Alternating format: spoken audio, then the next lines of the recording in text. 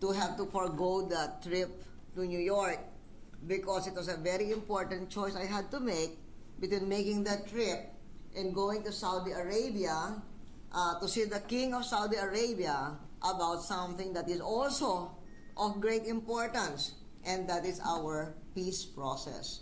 Actually, I tried to negotiate to be able to make both events, but the date with the King of Saudi Arabia was non-negotiable, and I felt that we would be very well represented with your friends in the U.S. textile industry and your own leadership of the garments industry. And I think we did not lose any ground by my not being there.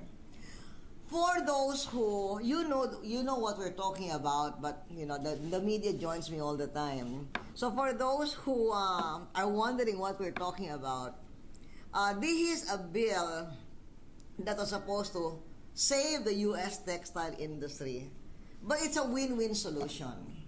And in the 2 trips I made before the last one that I wasn't able to make, I was able to bring this up to the various congressmen, to the various senators, to the Speaker Nancy Pelosi, to Secretary of State Hillary Clinton, because they're all concerned about the recession in the U.S.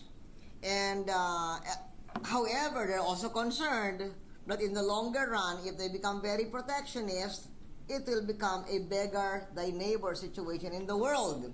So I would point out this bill as an example of a win-win solution.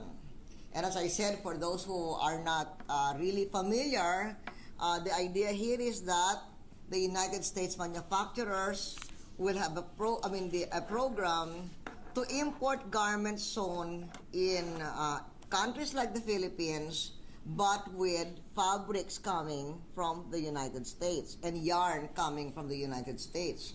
As I said, our textile industry is really no longer around.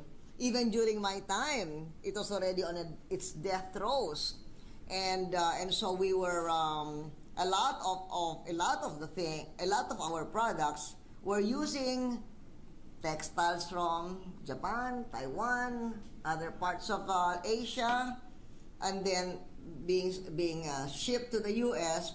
with Philippine laborers. But in this particular case now, we are encouraging through this bill, there will be an encouragement of the Philippines using U.S. textiles to expand its industries. So what will happen here is that if a garment is made from U.S. made fisheries, fabrics, and yarns, and cut and assembled in the Philippines, it can enter the United States duty-free. When I explained this to the leaders of Congress and the executive, they found that to be a very good combination. Of course, if it is made of U.S. spun or yarn formed in the Philippines, it can still enter the United States at a discounted duty. And this covers cotton and man-made fiber knit shirts, trousers, underwear, swimwear. They are garments that our people can easily and readily design and make. So if this new bill is passed into law, it will not only help the U.S. textile industry, because after all, that's what congressmen and senators in the U.S. are there for, to protect their industry, but it will also be a boon to Philippine garment producers and exporters. And it will create new jobs. It will showcase Filipino talent to a wider public. It will differentiate further our exports from the cheap, mass-produced clothes being turned out by other countries in the region. I remember that I met in one of the 2 previous trips that I went to. Oh yes, the last one. Because in the second to the last trip I made, that was the day that Senator Inoue sponsored the Veterans Bill provision in the fiscal stimulus package. And in my next trip, I went back to Congress to thank the senators and the congressmen who sponsored and worked very hard to pass at last a veterans provision in the fiscal stimulus package. And I told them, thank you for that, and now we have something else to ask you. And what I asked them was for the passage of this bill. So we are lobbying for the early passage of this bill with the same fervor with which we lobbied for the Filipino World War II veterans benefits.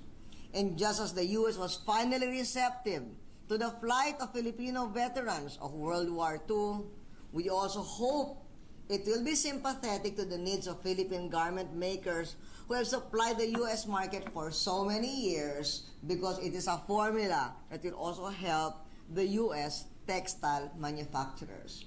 So my message for you today is, we are here and I'm happy we are all together working for this. And I hope that we will continue to work hard together for the speedy approval of the SAVE Act by Congress, by the U.S. Congress.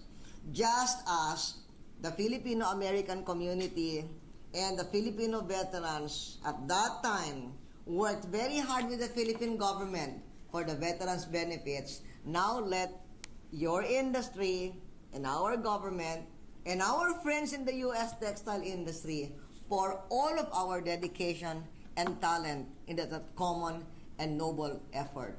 So I thank you all for helping many legislators see the light. Let's continue to work until that bill is passed into law. Maraming salamat sa inyong lahat.